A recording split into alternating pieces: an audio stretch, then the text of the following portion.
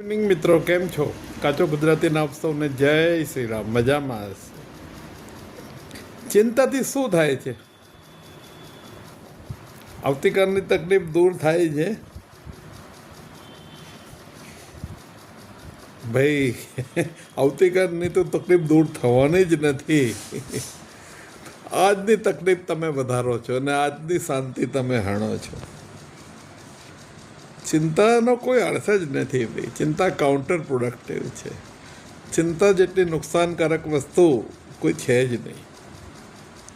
ગમે તે પ્રોબ્લેમ હોય, ચિંતા નહીં કરવાનું. તમે ગમે તે કરો, વિચારો, એની પર એક્શન લો, ચર્ચા કરો, ચોપડી વાંચીને એક સોલ્યુશન શોધો, મનન કરો, મીટિંગ કરો, અભ્યાસ કરો, જે કરવું એ કરો, પણ ચિંતા ના કરો.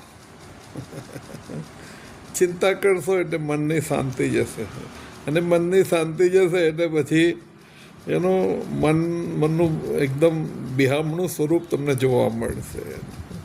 શાંતિ વગરનું મન બહુ ડેન્જરસ હોય છે, બિહામણું હોય છે ભાઈઓ. સાચવજો. જે કરવું એ કરો, ચિંતા કરશો નહીં. અને બીજું, દરેક પ્રોબ્લેમનું કંઈ સોલ્યુશન હોય જ છે. ખાલી થોડીક શાંતિ રાખવાની હોય છે, એનું થોડું એનાલિસિસ કરવાનું હોય છે કે ભાઈ આ પ્રોબ્લેમ જે સૌથી પહેલાં તો આ પ્રોબ્લેમમાં વર્સ્ટમાં વર્સ્ટ શું થઈ શકે, સૌથી ખરાબ શું થઈ શકે. ઠીક છે, આ થઈ શકે ને, ઠીક છે, એટલે બહુ ચિંતા કરવાની જરૂર નથી. વર્સ્ટમાં વસ્તુ આ જ થાય, ખરાબમાં ખરાબ તો આ જ. હવે આનું સોલ્યુશન કેવી રીતે લાવવાનું? ABCD 4 રસ્તા છે. એની અંદર રિસ્ક વધારે છે, એફર્ટ ઓછા છે. બીની અંદર રિસ્ક ઓછું છે, એફર્ટ વધારે છે. સીમાં નકરી મજૂરી છે. ડીમાં એકદમ એબ્સોલ્યુટ એબ્સ્ટ્રેક્ટ મેથડ છે એનું. એટલે આવી બધી મેથડ શોધીને પછી આપણે નક્કી કરવાનું કે કયો ઓપ્શન કરવાનો. એકવાર ડિસિઝન લઈ લો પછી ફંબન નહીં થવાનું. એકવાર ડિસિઝન લો એટલે પછી ફર્મલી આગળ વધવાનું.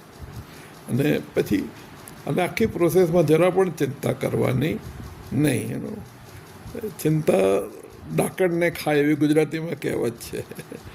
એટલે ડાકણ જેવી ડેન્જરસ ભાઈને બી ચિંતા છોડતી નથી. તમારા મારા જેવાનું શું હાલ થાય ભાઈ એનું. આપણું જે મન છે એને કોરી ખાય છે ચિંતા. જેવી રીતે આપણા ઘરમાં ઉંદર હોય તો બધું અનાજ ગુણો કોરી ખાય અને અનાજ ખાઈ જાય. એ બહુ મોટો ડ્રેગ છે આપણા માટે. એવી રીતે ચિંતા આપણા મનને કોરી ખાય છે.